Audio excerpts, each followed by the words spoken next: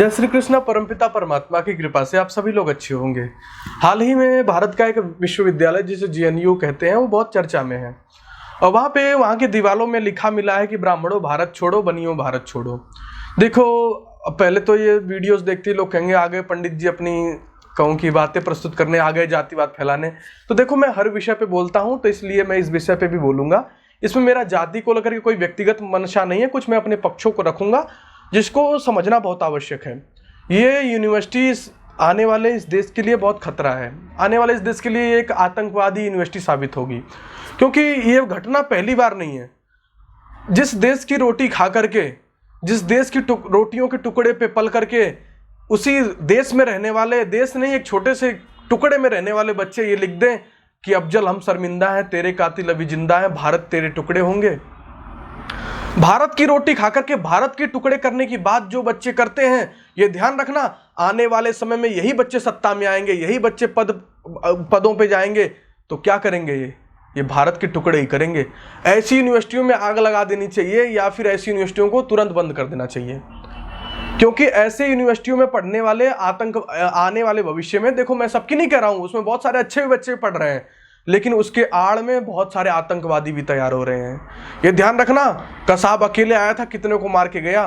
तो ये मत सोचना कि चलो एक आतंकवादी क्या कर लेगा। अगर इस देश में एक भी कम्युनिस्ट विचारधारा का व्यक्ति पनपता है तो इस समाज का अहित करेगा, इस बात का ध्यान रखिए। इतनी शर्म नहीं आती तुम लोगों को, दुष्टों बदमाशों, कि जिस बनियों की रोटी, जिन कहूं वैश्य वर्ग के लोगों की रोटी खा करके तुम पल रहे हो, तुम्हारा पेट पल रहा है। क्या फीस है JNU की, मुझे बताओ? क्या क्या लिया जाता है वहां? फ्री की खाने की आदत डाल दी गई है तुम लोगों को। जिन बनियों की, जिन वैश्य लोगों की रोटियां खा करके तुम वहां पल पोस रहे हो, आज उनको तुम कह रहे हो भारत छोड़ो। तुम्हें कौन देगा दो टुकड़े? भूखे मर जाओगे तुम। आज पहले भी कई घटनाएं होती रही, मनुस्मृति आदि जलाई, तो उसको लेकर के मैंने कहा चलो ठीक है, कोई बात नहीं। या तो इस घटना को भी ये कह दिया जाए चलो बच्चे हैं तो इसको कह के छोड़ा जा सकता है, कोई बहुत बड़ी बात नहीं है। लेकिन ये ध्यान रखिए, बच्चे हैं, लेकिन यही बच्चे आगे आने वाले भविष्य में तो शासन में आएंगे ना, शासन में जाएंगे, कुछ तो करेंगे। कर नहीं रहे हैं, कन्हैया कुमार आदि देख रहे हो ना, तो ऐसे ही करके शासन में बच्चे आएंगे। अब जब वो शासन में आएंगे तो ध्यान रखना, वो आतंकवादी पैदा होंगे जिनकी अपने धर्म और समाज और राष्ट्र के लोगों के प्रति निष्ठा नहीं होती है, जो इस देश की रोटी खा करके कहते हैं कि अफजल हम शर्मिंदा हैं, तेरे कातिल अभी जिंदा हैं। ऐसे लोगों को तो खड़े करके चौराहे पे गोली मार देनी चाहिए। इस देश में रह करके, इस देश में रोटी खा करके, इस देश की हवा लेकर के, इस देश का पानी लेकर के ये कहते हैं भारत तेरे टुकड़े होंगे। अरे दुष्टों, तुम तो ऐसे हो कि अपने बाप की थाली में अपने बाप को भी बाप नहीं कहोगे, तुम तो ऐसे हो। शर्म करनी चाहिए।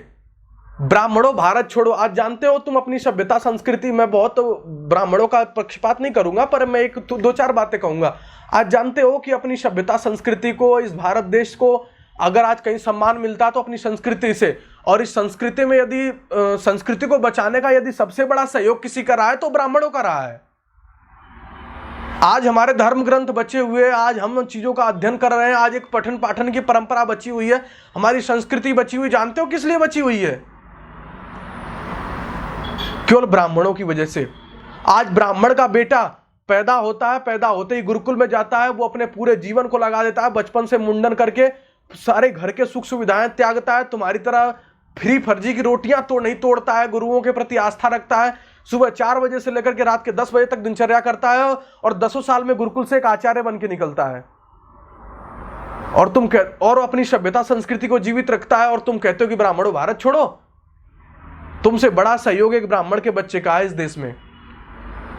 तुम हराम की रोटी खा करके जिस देश में रहते हो उसी देश की कहते हो कि भारत तेरे टुकड़े होंगे। मैं अनुरोध करता हूं, और मैं अपनी तरफ से भी एक ट्रेंड चला रहा हूं, अगर आप लोग सहयोगी बने तो बहुत अच्छी बात है, कि बैन JNU। ऐसी यूनिवर्सिटियां हमें नहीं रखनी है, ऐसी यूनिवर्सिटियां इस देश में नहीं रखनी है जो आने वाले समय में आतंकवादी पैदा करें। ये ध्यान रखना, हमें आतंकवादियों का निर्माण नहीं करना। ये देश हमेशा से सभ्य, सुशील और अच्छे ईमानदार लोगों का राज्य रहा है, देश रहा है, तो इसको वैसा ही देश, वैसा ही राज्य बना करके रखना है। मैं पिछली वीडियोस में मैं सुना था कि आप ये जरूर सुने होंगे कि मुसलमान ने किसी के 20 टुकड़े कर दिए, किसी के 500 टुकड़े कर दिए, किसी को कुछ कर दिया, किसी को कुछ कर दिया। लेकिन हिंदू के अंदर आप ये चीज़ नहीं समझ पाएंगे कि हिंदू ने किसी के 20 टुकड़े कर दिए। बहुत कम घटनाएं ऐसी देखने को मिलती हैं। अगर औसत निकाला जाए तो मुस्लिम लोगों का बहुत बड़ा औसत होता है इस चीज़ को लेकर के, क्योंकि हिंदू दयालु रहा है, उसके खून में ही दया, नम्रता और लज्जा, और खास करके ब्राह्मण और बनिया लोग और जो भी एक अच्छी जाति लोग के लोग हैं, मैं यहाँ जातिवाद की बात नहीं कर रहा हूँ, लेकिन जिनकी बात वहाँ की गई है मैं उस पक्ष को रख करके बात कर रहा हूँ। आज जानते हैं आप सबसे ज़्यादा टैक्स कौन देता है? जो व्यापारी वर्ग है, जो वैश्य वर्ग है। और तुम कहते हो कि वैश्य भारत से चले जाएं? कुत्तों, तुम्हें कोई पालने वाला नहीं होगा।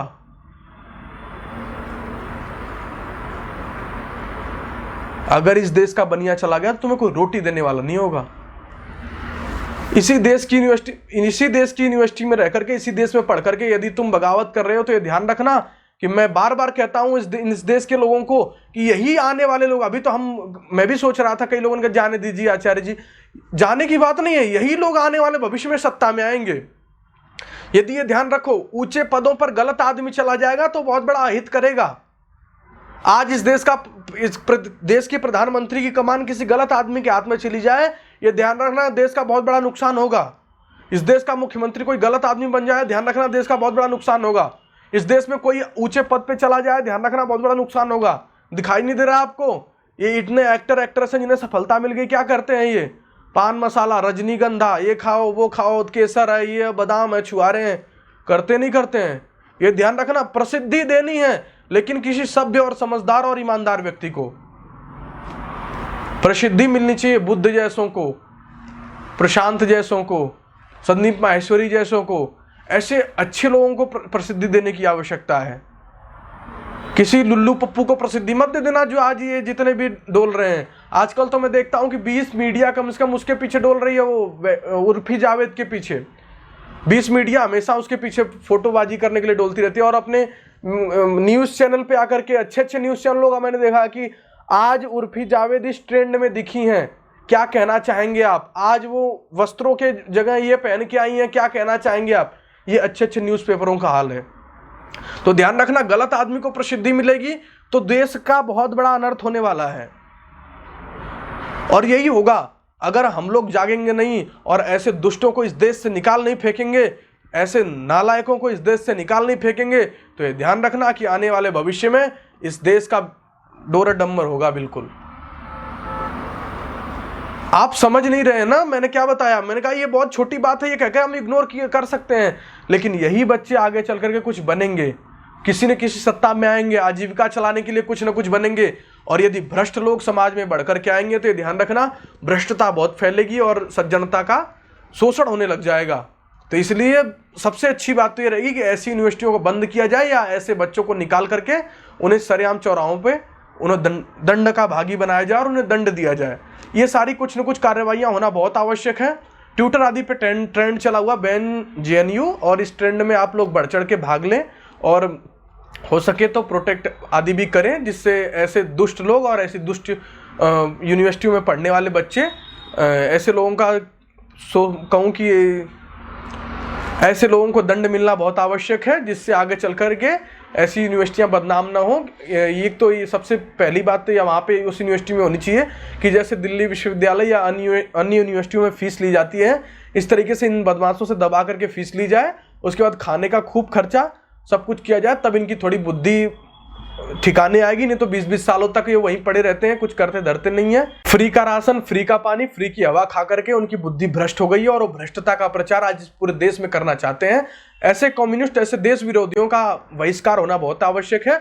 आइए इस मिशन में हम सब लोग मिलकर के शामिल हो और बढ़ चढ़ के आगे इस बात को बढ़ाएंगे। इतना ही कहकर मैं अपनी वाणी को विराम देता हूँ। जय श्री कृष्ण।